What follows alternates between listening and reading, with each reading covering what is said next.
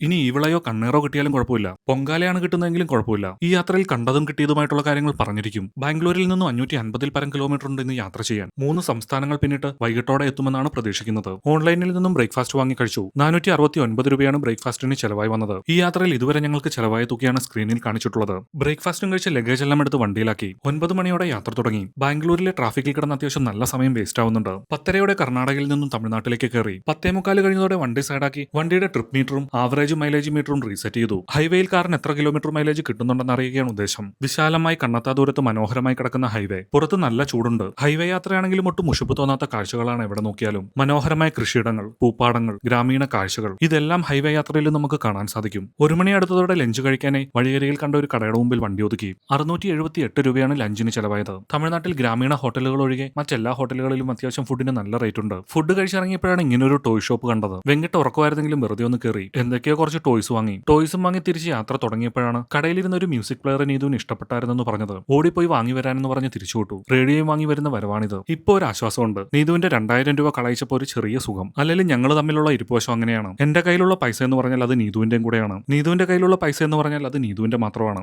അങ്ങനെയുള്ളപ്പോൾ ഒരു 2000 രൂപ കളയിച്ചാൽ ആർക്കാണെങ്കിലും ഒരു സുഖം കിട്ടത്തില്ലേ? 2:30 കഴിഞ്ഞതോടെ ഒരു കരിക്ക് കുടിക്കാനായി വണ്ടി വഴിയരികിൽ ഒതുക്കിയതാണ്. ഇപ്പൊ സാധാരണ ചെയ്യാറുള്ളത് കരിക്ക് മുറിച്ച് മഗ്ഗിലാക്കും. കഴിക്കാനുള്ളത് അപ്പം തന്നെ കഴിക്കും. പിന്നെ യാത്ര തുടരുമ്പോൾ വെള്ളം കുറേശ്ശെ കുടിക്കും. ഇങ്ങനെ കരിക്ക് കുടിക്കുമ്പോൾ ഒരു പ്രത്യേക എനർജിയാണ്. കരിക്കും വാങ്ങി നിൽക്കുമ്പോഴാണ് ഇത് വണ്ടിയിൽ നിന്നും ചാടി ഇറങ്ങുന്നത് കണ്ടത്. സാധാരണ ഇത് കാണാറുള്ളതല്ല.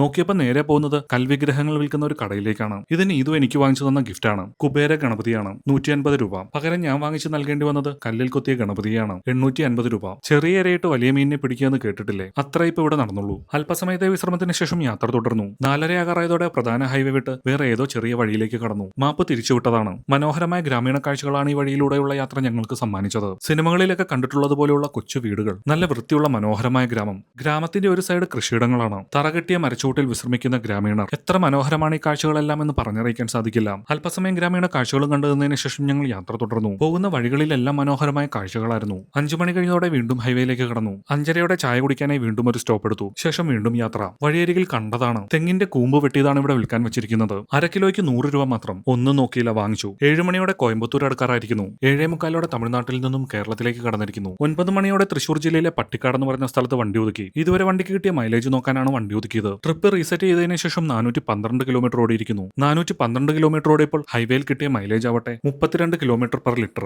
1/2 ടാങ്ക് ഡീസൽ വണ്ടിയിൽ ബാക്കിയുണ്ടെന്നാണ് കാണിക്കുന്നത്. ഇനി വീട്ടിലേക്ക് അധികം ദൂരമില്ല. ഈസി ആയിട്ട് കാഞ്ഞിരപ്പള്ളി വരെ എത്താവുന്നതേ ഉള്ളൂ. അടുത്ത യാത്രയുടെ പ്ലാനും മനസ്സിലിട്ടാണ് വീട്ടിലേക്കുള്ള മടക്കം. ഈ യാത്രയിൽ ഞങ്ങൾക്ക് വന്ന മുഴുവൻ ചെലവുമാണ് സ്ക്രീനിൽ കാണിച്ചിട്ടുള്ളത്. യാത്രകൾ തുടരുകയാണ്.